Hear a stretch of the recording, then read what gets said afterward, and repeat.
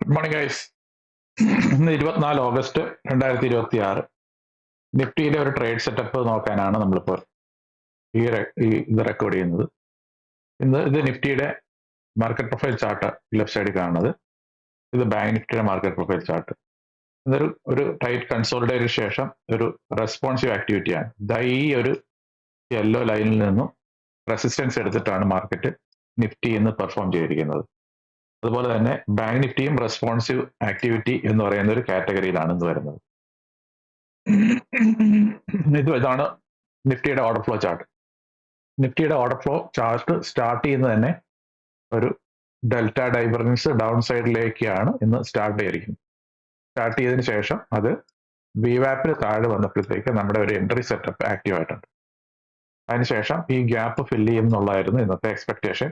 നമ്മുടെ final target എന്ന് പറയുന്നത് ഈ യെല്ലോ ലൈൻ ആയിരുന്നു. ഇതായിരുന്നു യെല്ലോ ലൈൻ. ഇതായിരുന്നു നമ്മുടെ ഫൈനൽ ടാർഗറ്റ് ആയിട്ട് ഇന്ന് വെച്ചിരുന്നത്.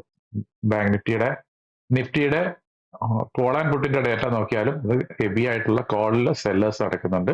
ബെയറിഷ് ആക്ടിവിറ്റിയാണ് മാർക്കറ്റിൽ നടക്കുന്നത്. ഇതാണ് ഇന്നത്തെ സിറ്റുവേഷൻ. പക്ഷെ ഇത്രയും ഹെവി ആയിട്ടുള്ള ഒരു ഡൗൺഫോള് പെട്ടെന്ന് എക്സ്പെക്ട് ചെയ്തിട്ടില്ല. പക്ഷെ പെട്ടെന്ന് തന്നെ അത് സംഭവിച്ചിട്ടുണ്ട്.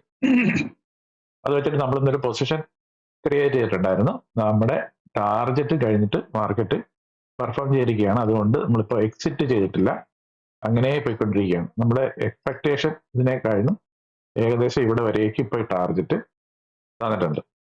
ഇനിയും ഫർദറായിട്ട് താഴേക്ക് വരാനായിട്ടുള്ള പ്രോബബിലിറ്റി കാണുന്നുണ്ട്. കാരണം നല്ലൊരു ഫോളാണ് ഇപ്പോൾ നടന്നുകൊണ്ടിരിക്കുന്നത്.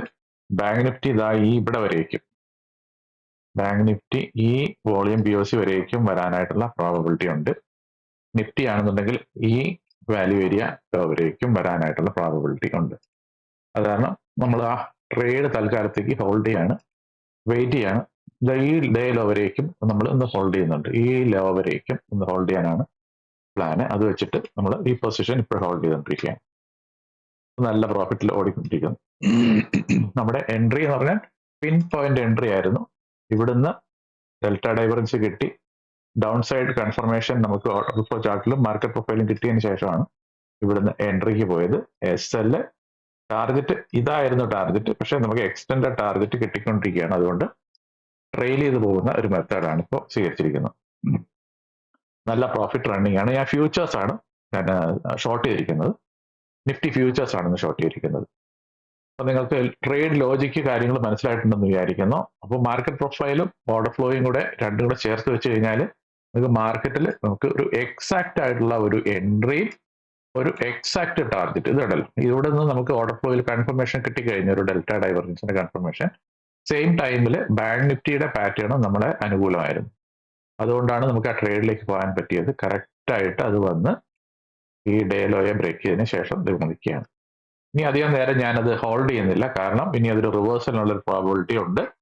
അതുകൊണ്ട് നമ്മൾ ഉടനെ തന്നെ എക്സിറ്റ് ചെയ്ത് മാറാനായിട്ട് പോവുകയാണ്.